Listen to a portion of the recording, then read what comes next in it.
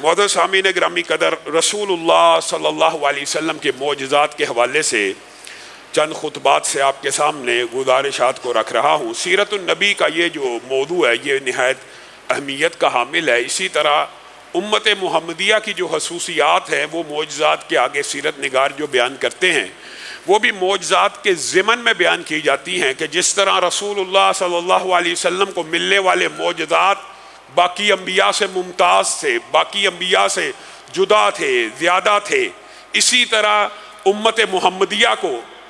جو خصوصیات ملی تو رسول اللہ صلی اللہ علیہ وسلم کی امت ہونے کی وجہ سے ہی ہیں۔ انشاءاللہ معجزات کے ابواب کو تیزی سے مکمل کر کے امت محمدیہ کی خصوصیات کو بھی اسی ضمن میں کوشش کریں گے کہ جلد از جلد بیان کیا جائے، اور اس کے بعد انشاءاللہ سن 2 ہجری کے جہاں سے سیرت کے باب کو ہم نے چھوڑا وہاں سے متصل کریں گے۔ معزز سامعین گرامی قدر، رسول اللہ صلی اللہ علیہ وسلم کی بعض پیشین گوئیاں، بعض دعائیں، بعض معجزات تو اتنے محیر العقول ہیں کہ آج 1400 برس بھی بیت جائیں تو انسان حیران رہ جاتا ہے۔ یمن کے اندر رسول اللہ صلی اللہ علیہ وسلم نے واعظین کو، مبلغین کو بھیجا تھا، اور ان میں آپ کو پتہ حضرت علی اور معاذ ابن جبل بھی شامل تھے۔ تو رسول اللہ صلی اللہ علیہ وسلم نے ان کو کہا ہے معاذ کوئی اور نشانی نہ بتلائی، جب تم یمن میں پہنچو گے تو جس جگہ تم نے مسجد بنانی ہے فلاں فلاں پہاڑ کو اپنے دائیں ہاتھ پہ رکھ لینا، یعنی فلاں پہاڑ تمہارے دائیں ہاتھ میں جب آ جائے تو اس وقت اس روح میں مسجد کو بنا دینا۔ آج بھی صنعاء کے مقام کے اوپر یمن میں وہ مسجد موجود ہے کہ جس کے پتھر معاذ ابن جبل نے اور حضرت علی نے رسول اللہ کی ہدایت کے مطابق پہاڑ کو دائیں ہاتھ میں لے کے رکھے تھے۔ اب یہ بتائیے 1400 برس پہلے تو جہاد ہوتی تھی، سمتیں ہوتی تھی، یعنی پاکستان کا یا بر صغیر کا یا اس علاقے کا جو شخص ہے وہ مغرب کی طرف منہ کر لے، اور حقیقت بھی یہی ہے۔ بعض لوگ اس بارے میں بڑی حساسیت کا مظاہرہ کرتے ہیں، یہ کوئی حساسیت کی بات نہیں ہے کہ اینگل بھی، ڈائمنشن بھی، ڈائریکشن بھی وہی ہونی چاہیے، کوئی بات نہیں ہے۔ مغرب کی طرف آپ کا چہرہ ہو تو مغرب آپ کو پتا 2 انتہاؤں کے درمیان کا نام ہے، وہ بڑا لمبا چوڑا ایک فاصلہ ہوتا ہے مغرب کے مابین، بس مغرب کی طرف ہو اس علاقے میں تو آپ کا روح قبلہ روح ہے، یہ ایک عام سی بات ہے۔ لیکن آج دور حاضر میں سیٹلائٹ کے اس سسٹم کے دور میں جب بعض مسلمان مورخین نے، جغرافیے کو جاننے والوں نے اور رسول اللہ صلی اللہ علیہ وسلم کی اس حدیث کو سننے کے بعد اس مسجد سے خانہ کعبہ کی ڈائریکشن ناپنے کی کوشش کی، آپ حیران رہ جائیں گے آج بھی اس مسجد کی سمت اتنی سٹریٹ لائن میں خانہ کعبہ کے اوپر ہے کہ خانہ کعبہ کے سینٹر سے اس مسجد میں امام کھڑے ہونے کی جگہ آ جاتی ہے۔ جو 1400 سال قبل صرف ڈائریکشنز تھیں، صرف جہاد تھیں، تو کیا اس طرح کی واضح نشانیاں دیکھنے کے بعد بھی آپ کا ایمان نہیں رسول اللہ صلی اللہ علیہ وسلم اور اسلام کے اوپر بڑھتا؟ وہ رسول اللہ صلی اللہ علیہ وسلم جو ابو قتادہ کو، آپ کو پتا ہے جناب ابو قتادہ نماز کے کتنے حریص تھے اور نماز سے کتنی محبت کیا کرتے تھے۔ شدید گرج چمک تھی، بارش تھی، اور آپ کو پتا یہ بھی اسلام کی ایک سنت ہے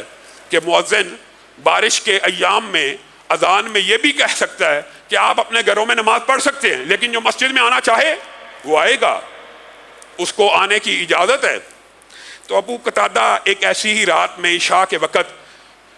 گرج چمک اور طوفان کے اندر مسجد النبوی میں پہنچ گئے۔ رسول اللہ صلی اللہ علیہ وسلم ان کو دیکھ کے مسکرانے لگے، ابو قتادہ گھر میں نماز نہیں پڑھی، آج تو اللہ کی طرف سے رخصت تھی، آج تو چھوٹ تھی، آپ اس عالم میں بھی مسجد میں آ گئے ہیں؟ جی اے اللہ کے رسول میں آ گیا ہوں۔ تو اللہ کے رسول نے کہا پھر یہ ایک چھڑی پکڑ لیے، آپ جب گھر سے نکلے تھے آپ کے گھر میں ایک شیطان داخل ہو گیا تھا، اور یہ جو احادیث ہوتی ہیں ان کے اندر بھی حفاظت کے، تدابیر کے مختلف اسباق اگرچہ ہے باب معجزات کا، لیکن مختلف اسباق فقہی چھپے ہوتے ہیں۔ جیسے مؤذن اذان میں کہہ بھی دے کہ اگر آپ نے اپنے گھروں میں نماز پڑھنی ہے، پھر بھی اگر کوئی مسجد میں آئے اس کو پر تان و تنقید نہیں ہو سکتی، وہ مسجد میں آنا چاہے آئے گا، امام اس کو جماعت سے نماز پڑھائے گا۔ ایک فقہی قاعدہ یہ، دوسری بات یہ کہ گھر سے نکلتے وقت اور گھر میں داخل ہوتے وقت چھوٹے چھوٹے کلمات ہیں وہ ہم نہیں پڑھتے. آپ کے سامنے کئی مرتبہ یہ بات رکھی ہوئی ہے کہ مجربات اور مشاہدات کئی مرتبہ اس باب میں ایسے ہیں کہ بڑے بڑے لوگوں نے بھی یہ تجربہ اور مشاہدہ کیا کہ جب تک بسم اللہ پڑھ کے الماری کو تالا نہ لگایا جائے یا بسم اللہ پڑھ کے چیز کو نہ ڈھانپا جائے، یا بسم اللہ کتنی بڑی چیز ہے، بسم اللہ، بسم اللہ، صرف اللہ کے نام کے ساتھ آپ چاہتے ہیں حفاظتیں ہوں تو آپ بسم اللہ کے ساتھ الماری کو لاک کیا کیجئے، بسم اللہ کے ساتھ دروازہ کھولیا کیجئے، بسم اللہ کے ساتھ دروازے بند کیا کیجئے. گھر سے نکلنا بھی ہو اللہ کی سپرد کہہ کے بسم اللہ کر کے لاک لگا کے آیت الکرسی پڑھ کر نکل جائیے. ابو قتادہ کو رسول اللہ صلی اللہ علیہ وسلم نے کہا جب آپ نکل آئے تو آپ کے گھر میں ایک شیطان داخل ہو گیا تھا. اب یہ میں آپ کو چھڑی دیتا ہوں، اب یہ بادل ہے، تاریکی ہے، اندھیرا ہے، گرج چمک ہے، بارش ہو رہی ہے، آپ اس لاٹھی کو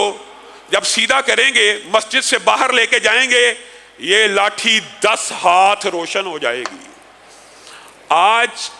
ہمارے ہاتھوں میں ٹارچ تو ہوتی ہے، آج کے دور میں شاید یہ کوئی بہت بڑی بات نہ سمجھی جائے، لیکن بتائیے اس دور میں کیا ٹارچز کا، روشنی کے، اس طرح کے انسٹرومنٹس کا، آلات کا کوئی تصور موجود تھا؟ کہ رسول اللہ کہہ رہے ہیں 10 ہاتھ تیرے آگے روشنی ہو جائے گی، جس طرف گھمائے گا روشنی ہو جائے گی. اور اس لاٹھی سے پھر اس شیطان کو بھگا دینا اپنے گھر سے. ابو قتادہ اپنے گھر میں داخل ہوئے تو کہتے ہیں میں نے ایک خار پشت دیکھا جس کو ہم ادھر پاکستان میں سہ کہتے ہیں، جس کے پیچھے پشت کے اوپر